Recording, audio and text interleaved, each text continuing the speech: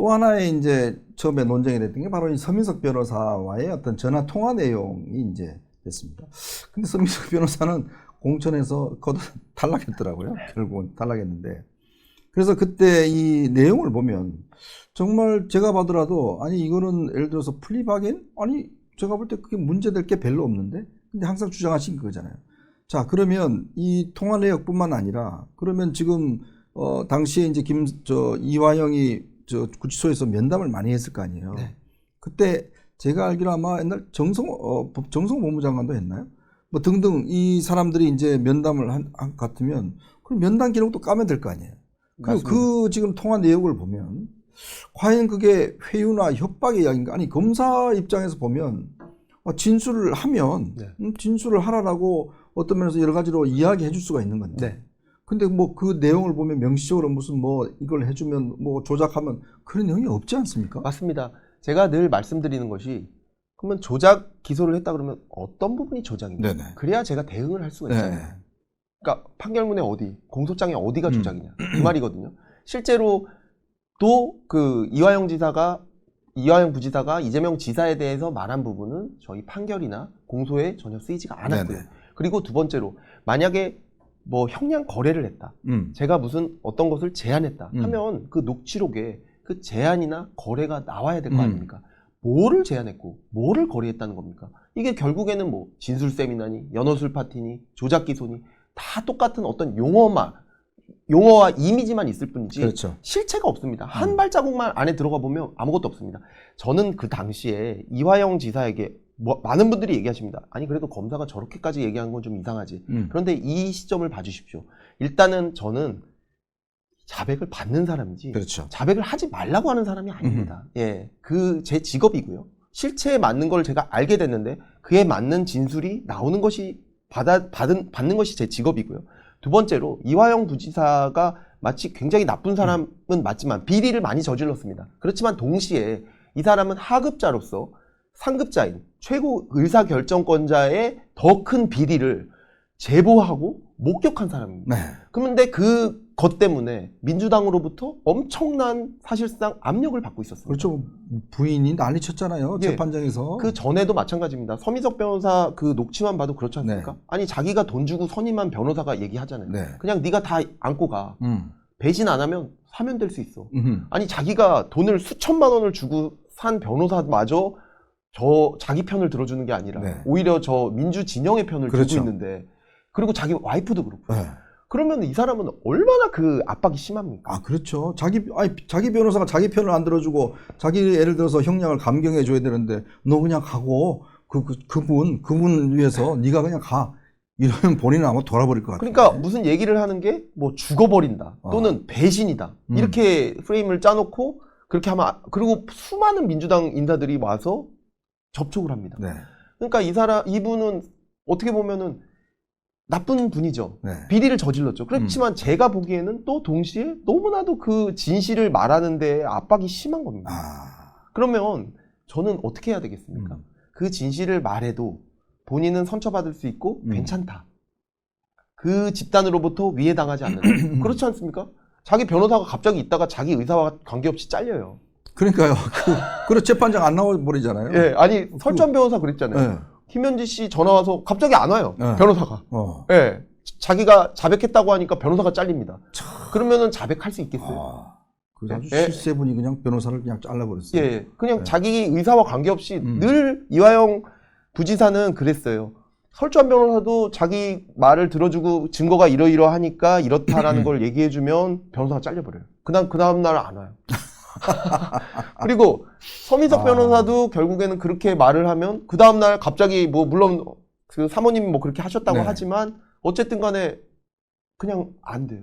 저 사람이 이상해요. 막 그러잖아요. 예, 근데 그 사모님도 사실은 그 전에 그 서민석 변호사와 다 교감이 있었다고 제가 들었거든요. 네. 왜냐면 서민석 변호사는 백정화 씨랑 매번 뭐 저녁과 술을 먹으면서 이 내용을 전부 다 얘기해서 우린 다 교감이 돼 있다고 저희가 몇 번이나 얘기했어요. 아마 그것도 녹취록이 있을 겁니다. 본인이 그렇게 했다는 것도. 그런데 어쨌든 백정화 씨가 어떠한 다른 힘에 의해서 그렇게 변하고 거기서 그렇게 한 거잖아요.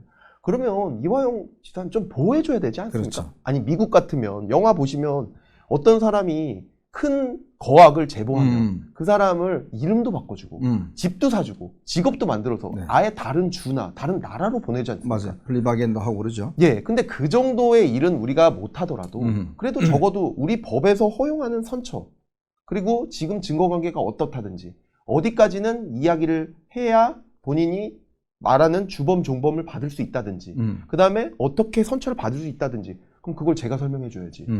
그러면 저는 이재명 지사를 얘기하다니 그건 말도 안 돼. 여기서 딱 자를 거야. 너가 다 지고 가. 이게 진정한 수사다. 네. 이렇게 수사했어야 맞습니다. 제가 거기에 어디에 뭐 민주당 의원께서 읍소한다, 비굴하다 이렇게 되는데 네. 제가 읍소했습니다. 비굴했습니다. 왜? 진실대로 얘기를 해야 되니까요. 그런데 그 사람을 제가 강압했습니까? 그렇지 않았습니다. 그리고 마지막에 보면 그러니까 저희가 수사를 제가 막았다 어쩌다 이런 얘기가 나오는데 저희도 수사 역량이 한정이 돼 있으니까 네네. 거기서 자백이 나오면 아니, 주범 종범이라는 이재명 지사가 사실 우리가 알고 있는 것보다 훨씬 많이 관여했다. 이 진술은 엄청난 거거든요. 네. 그 진술이 나오면 저희는 진술만 적고 끝나는 게 아닙니다. 그거에 맞는 증거를 검사들이 모두 투입돼서 찾아야 돼요. 찾아야죠. 예. 그런데 그래서 저는 검사들을 다 중단시켜 놓고 스탠바이 딱 시켜 놓습니다. 근데 이화영 부지사 오면 또 누군가가 와가지고 이 사람을 흔들어요. 그러면 오늘 진술 안 합니다. 네. 변호사만 보고 집에 가요. 그러면 제가 허미석 변호사한테 얘기해 주는 겁니다. 변호사님, 입장을 이제 정해 주셔야 됩니다. 네. 안 그러면 이게 나가지도 않고 제가 녹취 보면 제가 샌드위치가 됐다. 네. 왜냐하면 이화영 부지사랑 저희 수사팀 간에 샌드위치가 돼서 어허. 그러면 다른 검사들이 아니 나 지금 수사 다 정지해놓고 이거 기다리고 있는데 왜 뭐 중요한 진술이 나왔어 안 나왔으니까? 나왔어 뭐 어떻게 되는 거야? 된다며 이렇게 되는 거죠. 그렇게 돼서 샌드위치가 되고 제가 마지막에는 심지어는 서미석 변호사한테 그렇게 얘기까지 합니다. 법조 후배로서 그냥 자백하지 마세요. 네. 예, 그거 그냥 하고 입장 정하신 대로 해서 저희 그냥 증거에 따라서 저희가 있는 대로 판단해서 수사를 마무리 짓겠습니다. 이렇게 얘기까지 하거든요. 그러니까 그 과정이라는 거는 그게 그거 두 개만 따서 보면 그렇게 하겠지만 제가 처한 상황, 제가 했던 수사, 그리고 그때 당시에 이화영 지사가 부지사가 처했던 상황 이런 것들을 모두 종합하면 아마 모두 이해가 되실 것이고 그러려면 서민석 변호사나 제가 통화했던 모든 기록이 공개가 된다면 충분히 제 입장을 충분히 이해하실 수 있을 겁니다. 제가 두 통화만 한 거 아닙니다. 서민석 변호사가 공개한 것이 두 통화이고 그 두 통화마저도 여보세요 끊겠습니다. 그렇게 나오지 않지 않습니까? 토막토막 내서 나와 있습니다. 네. 전체 들어보시면 제 말씀을 이해하실 겁니다. 정말 국정조사 특위가 진실을 밝힌다고 하면 설주환 변호사라든지 그러면 설주환 변호사에게 왜 김현지 지금 제1부속실장은 전화를 해서 변호사를 그만두라 했는지 이것까지도 밝혀야 되는 거 아닌가요? 왜? 아니 이 사건 관련해서 왜 김현지 씨가 변호사를 자르고 말고 할 가능성이 있어요?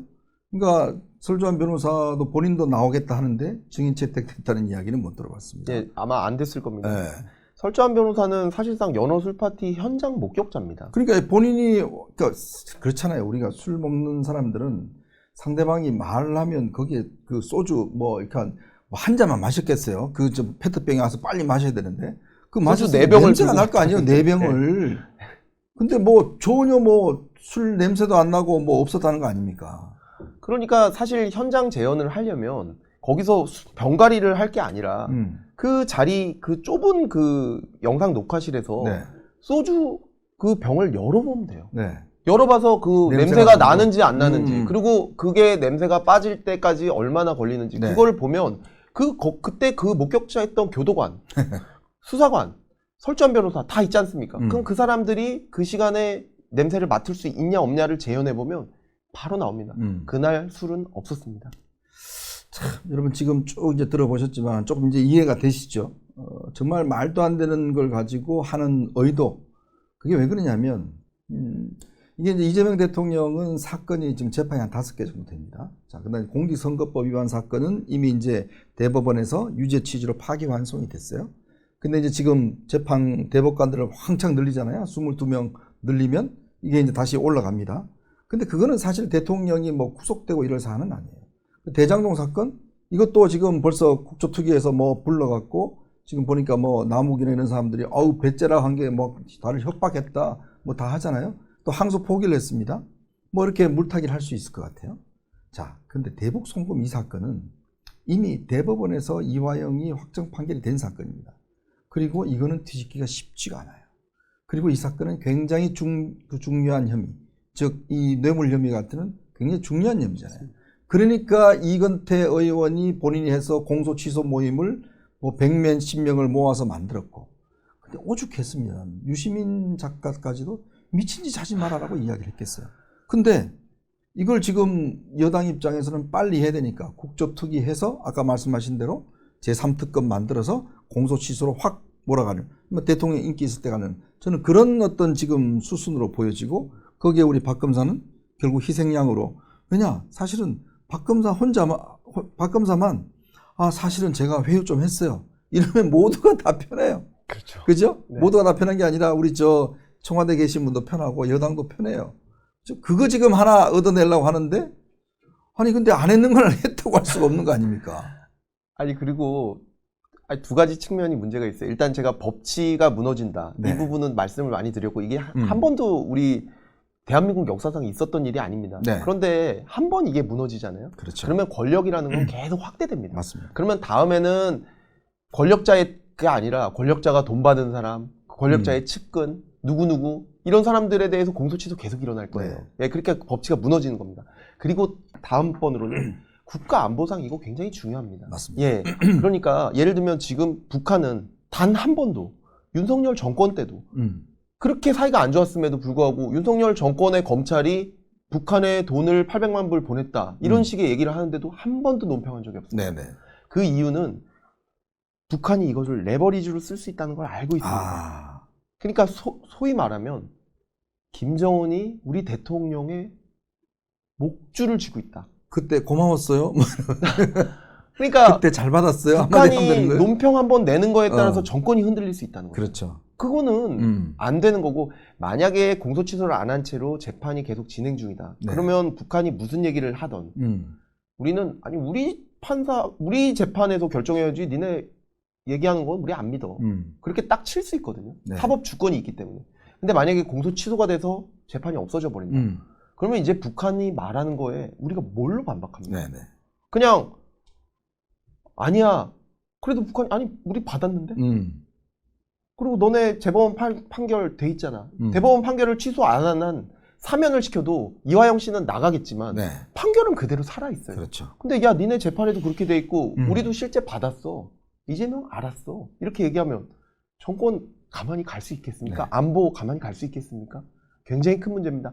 법치와 안보의 관점에서 그냥 단순히 뭐 제가 이걸 했던 사건인데 이게 무너지는 거 제가 볼 수 없습니다. 이런 관점이 아니라요. 우리나라의 법치와 안보 이 관점으로 한번 봐주셨으면 좋겠습니다. 네.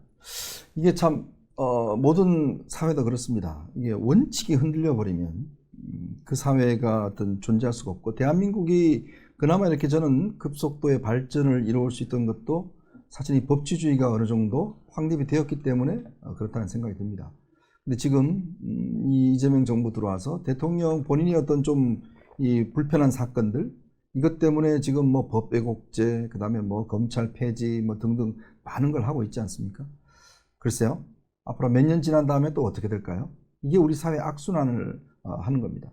그렇지만 우리 저희 기자들도 그렇고 검사들도 그렇고 자기 직무에 충실하고 자기 직업윤리에 떳떳한 그런 게 되면 앞으로 누군가는 이걸 이용하지 못할 겁니다.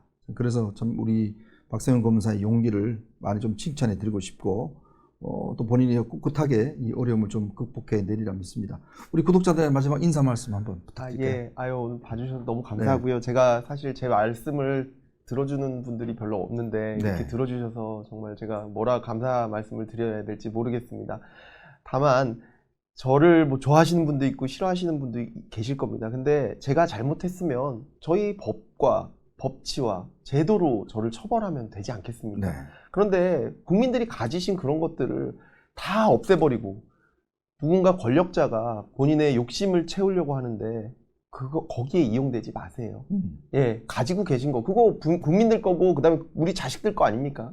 예, 그 법치 그다음에 우리 제도 이런 거 가지고 저 얼마든지 처벌할 수 있어요. 제가 특검 받는 것도 괜찮습니다.